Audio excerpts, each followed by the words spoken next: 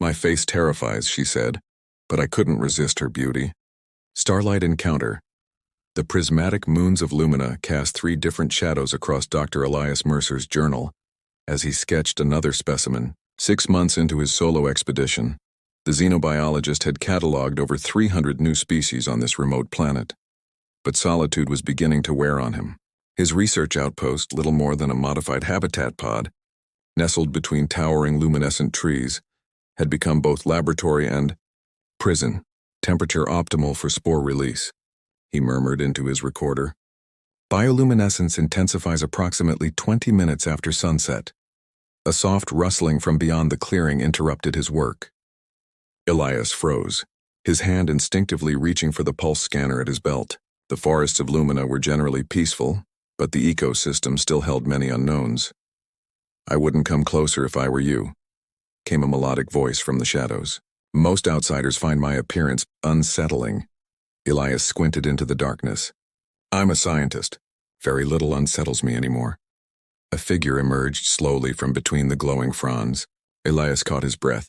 The being before him stood slightly taller than him, her body a striking shade of purple that seemed to absorb and reflect the ambient light simultaneously. Her movements were fluid, almost hypnotic as she approached with evident caution.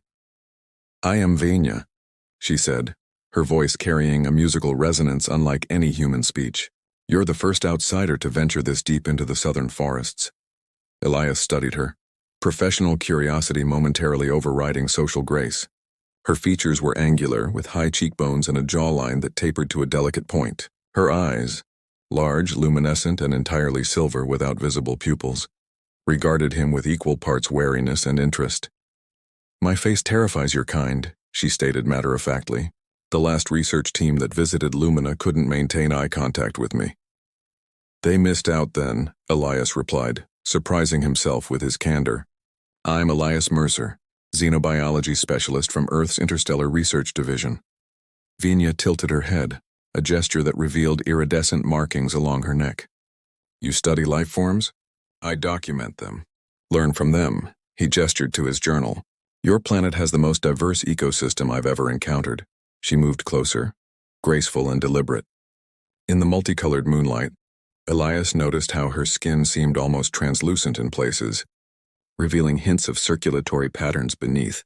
My people, the Aestri, have lived in harmony with Lumina for millennia, she said. We know when each flower blooms, when each creature migrates. A smile transformed her face, revealing small, pearlescent teeth. Your notes are incomplete. Instead of taking offense, Elias felt a spark of excitement. Would you be willing to show me what I've missed?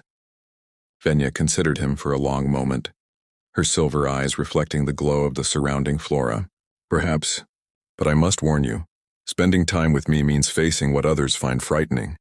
Elias closed his journal and stood, suddenly aware that this encounter might be the most significant discovery of his expedition. I'm not interested in what others find frightening, he said quietly. I'm interested in what I find fascinating. Something shifted in Vanya's expression, surprise, perhaps even hope, before she nodded once. Tomorrow, then. I'll show you the floating islands where the rare night blossoms grow. She turned to leave, then paused. Until then, Dr. Elias Mercer. As she disappeared into the luminescent forest, Elias realized his heart was racing, not from fear, but from the thrill of the unknown that had drawn him to the stars in the first place. The whispers among floating islands dawn broke in ribbons of amber and violet across Lumina's horizon, as Elias prepared his field kit. He'd barely slept, his mind racing with questions about Vanya and her people. The Aestri were mentioned only briefly in preliminary planetary surveys, a reclusive, advanced species that avoided contact with outsiders. You came. Vanya's voice startled him as she appeared at the edge of his camp. In daylight, her purple skin took on a subtle iridescence, and Elias noticed delicate, symmetrical markings adorning her forearms. I wouldn't miss it, he replied, shouldering his pack. How far are these floating islands? Not far if we take the river path. She gestured toward a winding stream that glowed faintly even in daylight. The water carries minerals that feed the anti-gravity flora. As they walked, Elias observed how Vanya moved with practiced precision through the terrain. She paused occasionally to touch certain plants which responded by changing color or emitting soft pulses of light. They recognize you, he noted, fascinated. Vanya nodded. All life on Lumina shares a biorhythmic connection. My people believe we're not separate from our environment but extensions of it. She glanced at him with those mesmerizing silver eyes. Is it the same on Earth? Unfortunately not, Elias admitted. We're still learning to live in harmony with our world rather than apart from it. The path gradually sloped upward, and soon they reached a cliff edge overlooking a breathtaking vista.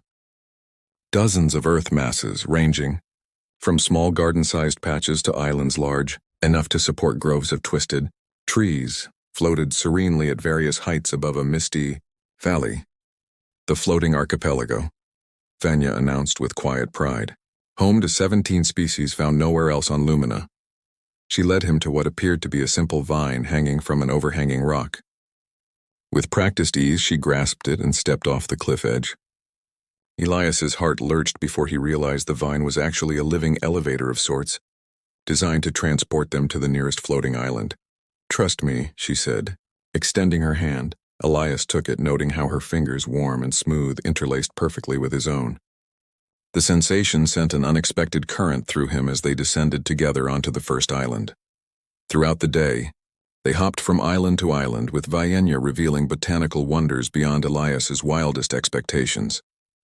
She showed him flowers that predicted weather changes, symbiotic plant pairs that communicated through pulses of light, and the magnificent night blossoms, opalescent bulbs that opened only in the presence of spoken poetry. They respond to the emotional resonance in voice, Vanya explained, her face softening as she recited a phrase in her native language. The nearest bud trembled, then unfurled into a bloom of impossible complexity. That's beautiful, Elias whispered, transfixed by both the flower and the gentle cadence of her voice. What did you say to it? Vanya hesitated, a deeper purple flush spreading across her cheeks. It translates roughly to stranger with kind eyes who sees beyond surfaces. Their gazes held for a moment that stretched into something significant, something neither was prepared to name. As dusk approached, they settled on the largest island, where a natural formation of crystal-embedded stone created a perfect viewpoint for watching Lumina's triple moons rise. Vanya unpacked small glowing fruits from a woven pouch at her hip, offering one to Elias. These taste different to each person, she explained. They reflect what your spirit most needs. Elias bit into the fruit, surprised by the burst of warmth and subtle spice, reminiscent of cinnamon but with an otherworldly complexity. It tastes like home somehow. But not a home I've known. One I might find. Vanya smiled, the expression transforming her features from merely striking to genuinely beautiful. The fruit rarely lies. As night fully descended, the islands around them began to glow with their own inner light, creating a suspended galaxy of botanical stars. In this ethereal setting, Elias found himself sharing stories from Earth, his research journeys across different planets, and finally, his loneliness among the stars. Sometimes I wonder if I'm searching for something I can't name, he admitted. Vanya's fingers brushed against his as she replied, Perhaps that's why you found your way to Lumina. The crystal storm. The first warning came as a subtle shift in air pressure. Vanya stiffened mid-sentence, her silver eyes widening as she scanned the horizon. We need shelter, she said urgently, gathering their belongings. A crystal storm is forming. They're rare but extremely dangerous. Elias followed her gaze to see dark clouds gathering with unnatural speed, shot through with veins of electric blue light. What exactly is a crystal storm? Atmospheric minerals crystallize and fall like shards of glass, she explained, pulling him toward a cave entrance partially hidden beneath hanging vines on the largest floating island. They can cut through almost anything. They barely made it inside when the first wave hit. Crystalline particles clattered against the rock face like malicious wind chimes, their edges catching what little light remained and fracturing it into prismatic daggers. The cave extended deeper than Elias expected, opening into a chamber where bioluminescent fungi provided gentle illumination. Vanya pressed her palm against a section of wall, which responded by glowing more intensely. An aestry shelter, she explained. My ancestors created these havens throughout the archipelago. As the storm's intensity increased, the howling winds outside created an eerie, almost musical resonance that echoed through their sanctuary. Elias watched Vaenya as she arranged their supplies, noting how the soft glow accentuated the graceful contours of her face. "You said your face terrifies humans," he said suddenly. "Why would you think that?" Vaenya stilled, her back to him. "Because it's true. The research team before you. One of them screamed when they first saw me. Another called me a beautiful nightmare." She turned to face him, vulnerability evident in her posture. "Our features evolved for a world with different light spectrums, different environmental pressures. What seems harmonious to my kind appears predatory to yours." Elias moved closer, studying her face with genuine appreciation rather than scientific detachment. "They were wrong. Different doesn't mean frightening." His voice lowered. "Actually, I find you quite beautiful." The confession hung between them as a particularly violent gust shook their shelter, causing a section of the ceiling to crack. Before Elias could react, Vaenya pushed him aside as fragments of stone crashed down, striking her shoulder. "Vaenya!" Elias rushed to her side, guiding her to sit against the cave wall. "Let me see." Her injury revealed something unexpected. Instead of blood, a luminescent fluid seeped from the wound, the same iridescent purple as the markings on her skin. "It's not serious," she assured him, though pain tightened her features. "Our bodies repair quickly." Elias retrieved a medical kit from his pack. "Let me help. I may not understand your physiology completely, but basic wound care should translate." As he gently cleaned the injury, Vaenya watched him with an intensity that made his hands falter. "Why aren't you repulsed?" she asked softly. "Most species find our bioluminescent circulatory system disturbing." "I think it's remarkable," he replied honestly, applying a healing seal to her shoulder. "Everything about you is."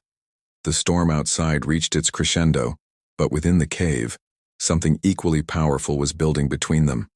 When Elias finished dressing her wound, his hand lingered on her shoulder, the contact sending a current of awareness through both of them. "Elias," Vaenya whispered, his name sounding like music in her voice. "There's something you should know about my people. We form connections differently than humans.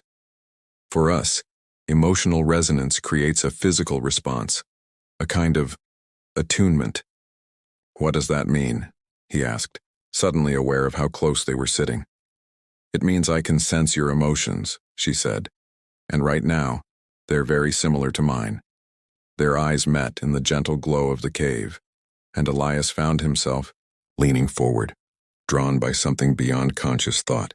Their lips met, hers warmer and softer than he'd imagined, in a kiss that began tentatively but quickly deepened with shared discovery. Where their skin touched, Elias felt a tingling sensation, as though the bioluminescence beneath her surface was somehow communicating with his own body. The sensation was unlike anything he'd experienced, intimate in a way that transcended physical touch. When they finally separated, Vanya's markings pulsed with increased luminosity, and Elias realized he could feel an echo of her emotions, wonder, desire, and a trace of lingering fear. "What's happening?" he asked breathlessly. "The beginning of attunement," she murmured, her fingers tracing the contour of his jaw. "My people believe some souls recognize each other across the divide of different forms." Outside, the crystal storm began to subside. But inside, something far more profound than any planetary phenomenon was taking form between a human scientist and the alien woman he could no longer imagine life without. Luminous souls 10 days after the crystal storm, Elias found himself in a part of Lumina few outsiders had ever witnessed. Vaenya led him through a hidden passage beneath an ancient twisted tree, revealing a breathtaking sight, an Astri settlement built within a massive cavern, illuminated by thousands of bioluminescent structures that mimicked stars. "Welcome to Niavaris," Vaenya said, a hint of nervousness in her voice. "My home." Astri of various heights moved gracefully through suspended walkways and terraced gardens. Some paused to observe the newcomer, their silver eyes reflecting curiosity and, in some cases, clear disapproval. "They don't often see humans here," Venya explained quietly as she guided him toward a dwelling carved into the cavern wall. But tonight is the Luminescence Festival, a celebration of connection. I hoped you might experience it with me. Inside her home, a space filled with botanical sculptures and crystalline art pieces that captured and transformed light, Venya presented him with a set of garments, flowing fabrics embedded with subtle luminescent threads. Festival attire, she explained, her fingers lingering as she handed him the clothes. They're designed to respond to emotional states. When Elias emerged changed, Venya's expression softened with appreciation. She wore a similar garment, though hers seemed to flow like liquid light around her purple form, accentuating the graceful contours of her body. You look beautiful, he said simply. She approached, adjusting the collar of his garment with careful fingers. The attunement between us has grown stronger, she murmured.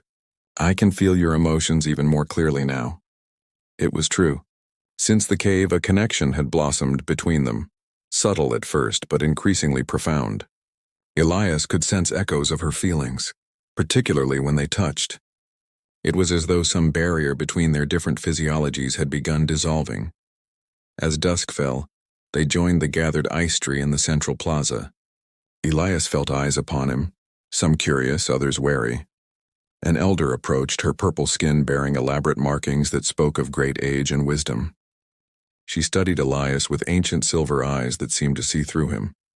So this is the human who has captured Venya's attention, she said, her musical voice carrying an unmistakable note of concern. I am Silvari, Council Elder. It's an honor, Elias replied, respectfully inclining his head as Venya had taught him. You have formed an attunement, Silvari stated. Not a question, but an observation. Unusual between different species. Potentially dangerous, Venya stepped forward. Elder, I've brought Dr. Mercer as my companion for the luminescence. He has shown nothing but respect for our ways. Silvari's expression remained impassive. And when his research concludes, when his kind calls him back to the stars, what then of this attunement? The question hung in the air, giving voice to fears both Elias and Venya had carefully avoided discussing. Before either could respond, a resonant tone echoed through the cavern, signaling the festival's beginning. Hundreds of Astri gathered in concentric circles as special fungi were ceremoniously placed in the central fire pit. As they burned, they released spores that drifted upward in spiraling patterns, each one glowing with its own inner light. The dance of souls begins, Venya whispered, taking Elias's hand. Follow my movements. What followed was unlike any dance Elias had known. The Astri moved in flowing synchronicity, their bodies creating patterns that the luminescent spores seemed to follow. As Venya guided him through the steps, Elias felt the attunement between them intensify. His festival garments began to glow in patterns that matched hers, responding to their shared emotional state. What's happening? He whispered as a warm sensation spread through his chest. Our energies align, she explained, her silver eyes shining with emotion. The festival celebrates the connections between all living things, but especially the rare, profound connections that transcend ordinary bonds. As they moved together beneath the spiral of glowing spores, other dancers gradually accepted Elias's presence, incorporating him into their formations. The initial wariness faded as the Istri witnessed the genuine connection between him and Venya, made visible by their synchronized glowing garments. Later, as the celebration continued around them, Venya led Elias to a secluded alcove overlooking the luminescent garden. In the privacy of this space, surrounded by gently pulsing flora, she traced the contours of his face with delicate fingers. In all my cycles on Lumina, she whispered, I never imagined finding such a connection with someone not of my kind. Elias caught her hand, pressing it against his chest where his heart beat steadily. I crossed galaxies to study new life forms, but I never expected to find someone who would change how I understand life itself. Their kiss was deeper this time, uninhibited by uncertainty. Where their skin touched, the sensation of shared energy intensified, creating a feedback loop of pleasure and connection that transcended physical boundaries. In this moment of intimacy, the difference between human and Astri seemed to dissolve completely, leaving only two beings finding joy in their unexpected harmony. Yet even as they held each other under Lumina's strange stars, Elder Silvery's question echoed in both their minds. What would happen when Elias's mission ended? The question had no easy answer, but as the festival lights played across Vanya's beautiful face, a face he now found impossibly dear, Elias knew he could no longer imagine a future without her in it.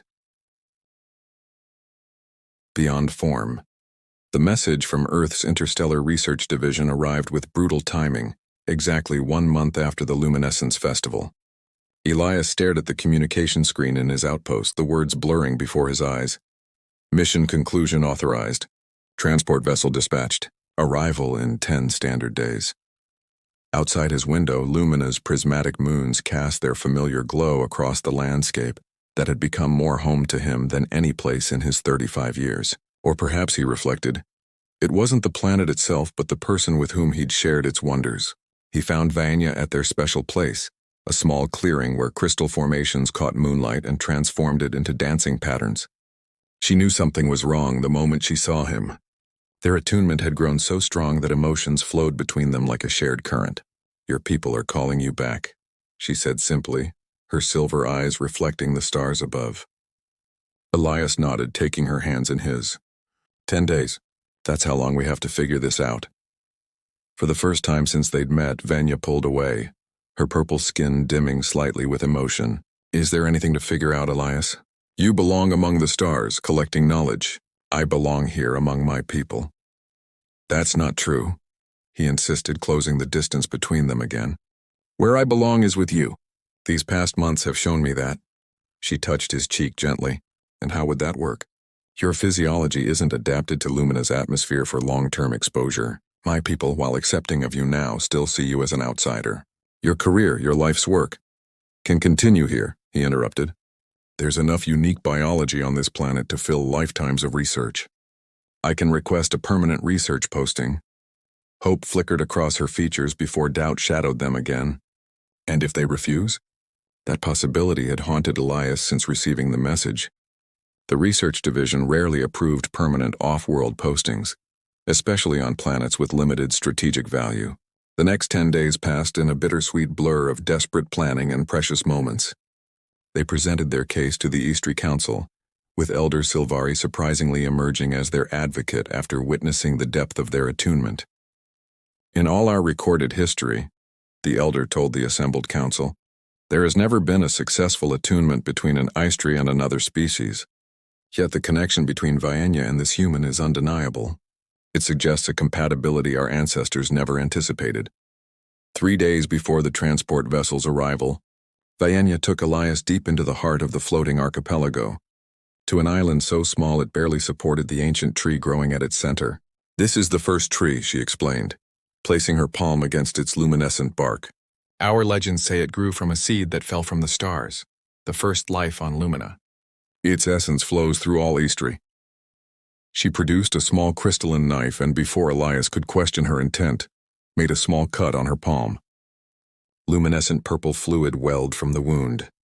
The attunement between us is already strong, she said, her voice steady despite the significance of the moment. But there is a way to make it permanent, to adapt your biology to Lumina, and mine to eventually survive elsewhere if needed. Understanding dawned on Elias. A biological exchange, he whispered. Is it safe? Not guaranteed, she admitted. But the first tree stabilizes the process. Many generations ago, when different Eastry tribes were separated, they used this method to ensure compatibility. Has it ever been done with a non-Eastry? Her silver eyes met his. Never. But our attunement suggests it might succeed. The choice before him was momentous, a leap of faith with his very biology at stake. Yet as he looked at Vanya, radiant in the glow of the first tree, he knew there was really no choice at all. With steady hands, he accepted the knife and made a small cut on his own palm. Their hands joined, blood mingling with luminescent fluid, and Vanya pressed their joined hands against the ancient bark. A sensation unlike anything Elias had experienced flooded through him, warmth spreading from their connected palms throughout his entire body. The first tree pulsed with increased light, seeming to draw something from him while simultaneously giving something back. For a dizzying moment he could see through Vanya's eyes, perceive the world as she did, with different light spectrums and vibrations. He felt her consciousness brush against his in complete intimacy, far beyond what their attunement had previously allowed. When the sensation finally subsided, they separated their hands to find the wounds already healed. But something had fundamentally changed. Faint purple markings, similar to Vanya's but uniquely patterned, had appeared on Elias's forearms. And on Vanya's skin, some of her markings had taken on a warmer hue that matched Elias's complexion. "It worked," she whispered in awe, tracing the new patterns on his skin. The changes went beyond the visible. Elias could breathe more easily in Lumina's atmosphere, and the subtle discomfort he'd always felt from the planet's slightly different gravity had disappeared. He was still human, but now partially adapted to this world. When the transport vessel arrived 2 days later, Elias stood hand in hand with Venya as the research division's envoy emerged.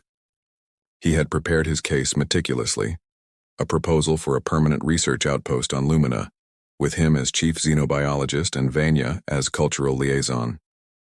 To his surprise, the envoy seemed more interested in the biological adaptation he'd undergone than in refusing his request. "This could open new frontiers in xenobiology," the woman said, examining the markings on his arms. "A successful biological integration with a sentient alien species. The division would be foolish to pull you from this research opportunity." As the negotiations proceeded, Elias and Venya slipped away to their crystal clearing one last time before decisions were finalized. Under the 3 moons of Lumina, their bodies entwined in a connection that now existed on multiple levels: physical, emotional, and biological. "Whatever happens," Elias whispered against her skin, which glowed with increased luminescence in response to their intimacy, "we've already done the impossible. We've found each other across the stars." Venya's silver eyes, once thought terrifying by others, now held only wonder and love for him. "Perhaps that's what the universe intended all along," she suggested. "Not to keep different species separate, but to dare us to discover how beautifully we can connect." 3 months later, the new Lumina Research Center opened on the edge of the floating archipelago, a collaborative project between Earth's scientific community and the Eistry.